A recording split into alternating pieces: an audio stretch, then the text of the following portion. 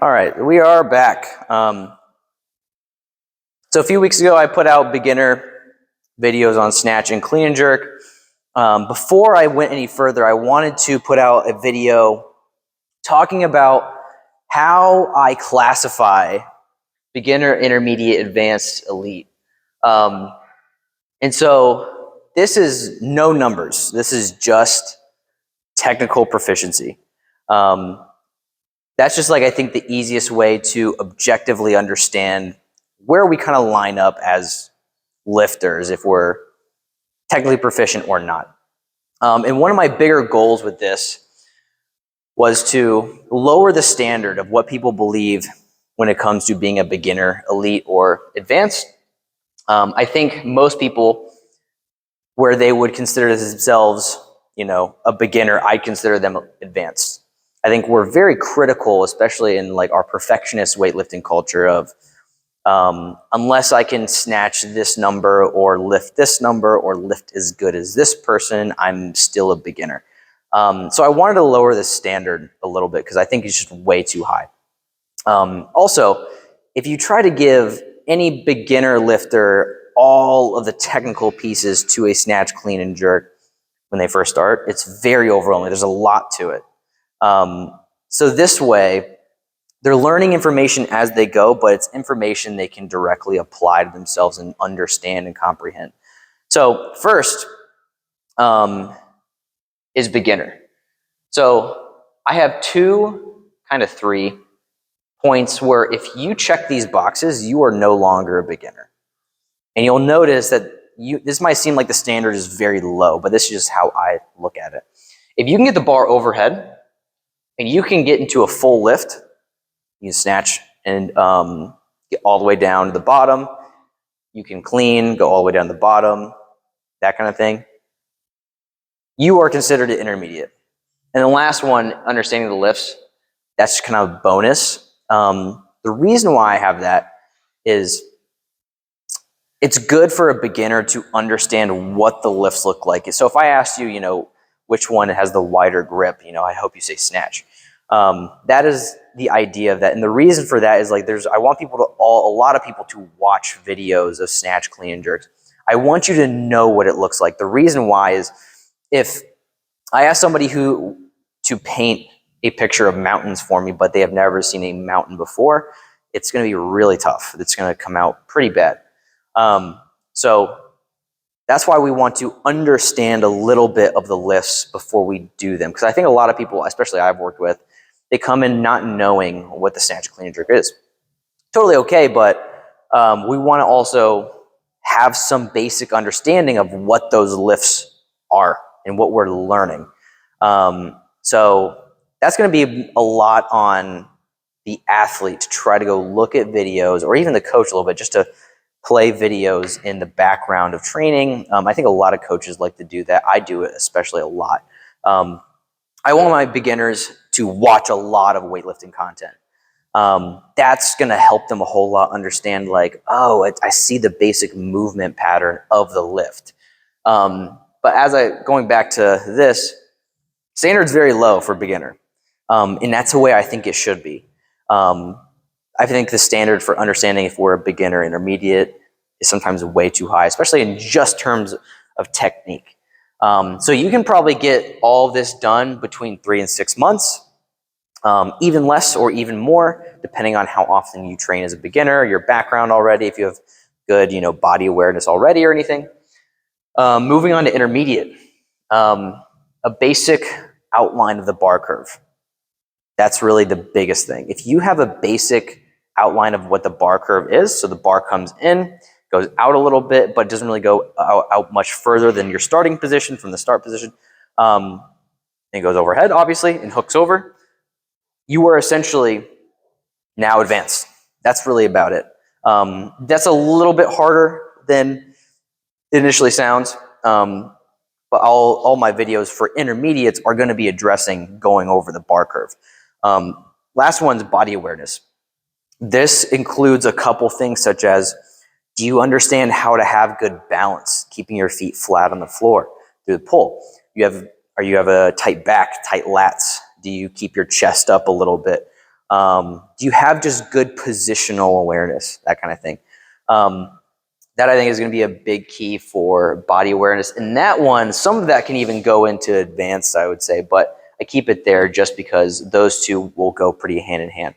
But if you just have a decent bar curve, which most people do, I'd say like it's to the point where if you have a decent bar curve and it's within a little bit of, it's not going too far out, but it's not going too far back behind you after it makes contact with the hip, that's about it. I have a couple points in the bar curve that I really want to emphasize, which is, and I'll go over this in the intermediate videos, but there should be that sharp point of the bar goes in off the floor, makes contact with the hip. The bar should sharply go out. That is the first big point. The second big point is when it goes out, it should not really go much further past the starting position from where we started. The intermediate views, you'll see I'll kind of draw them out and show you what those look like.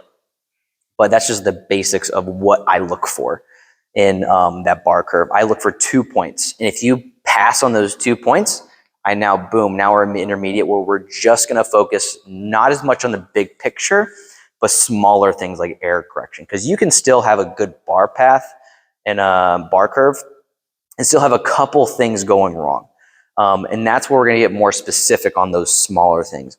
But I don't like to focus on the small things up here or over here. There might be small things you have to work on for that bar path to make that bar path better. But if we can get all of this up until here good, our job here is going to be way easier in error correction.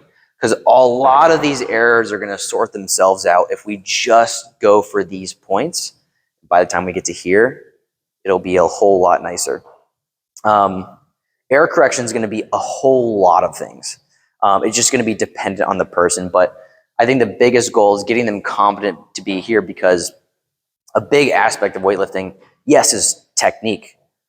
But this is like an ideal world if we, didn't bother going heavy, we didn't bother, training for competition. That's going to tack on a lot of time on these numbers here. So there's a balance to be had. We can't just focus on technique and we can't be perfectionists, but we can't also just neglect the going heavy part. We have to do both to be good athletes. And it's good to focus on both those things in phases or the same time. So maybe we do some technique for a while, then we really test it out a little bit and go heavy, because going heavy alone is a skill itself. So that is like one of my bigger recommendations for this, because once we get to here, now what we're going to start doing is we're going to be going heavy more often, because you're now more capable of doing so. So that way you can find those places where you break down, right? Once you get to here, a lot of the time you can make a lift look pretty good at around 70%. But when you get up to around 90, 95%, it's going to probably start breaking down. So that's when it starts breaking down, when we get to see, oh, I see where you broke down there, we can start to go back to the drawing board and figure out what we need to work on next. So going heavy is going to provide you a whole lot of information, a whole lot of help. It's going to first make you as an athlete or whoever better at just going heavy. It's a mentally fatiguing and taxing thing going heavy. People get nervous, we lift differently sometimes. The more we can just lift heavy, the better we can learn how to keep calm and just do what we do at 70% at 95%. Also, we get incredible information that we wouldn't get otherwise at 70%, which is that breakdown. We will break down, especially if you're in this area, and we want to see where we break down. Something is going to happen. Something's going to have a big light on it when we go heavy.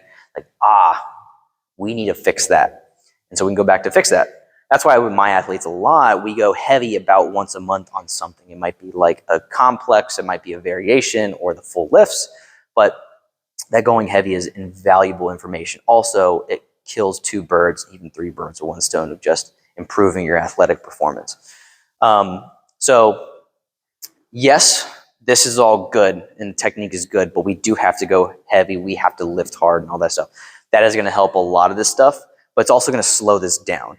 So this is a guide for the process of going through technical proficiencies, but this is not the end all be all, because there is a whole nother side of the equation, which is just all that strength and performance aspects.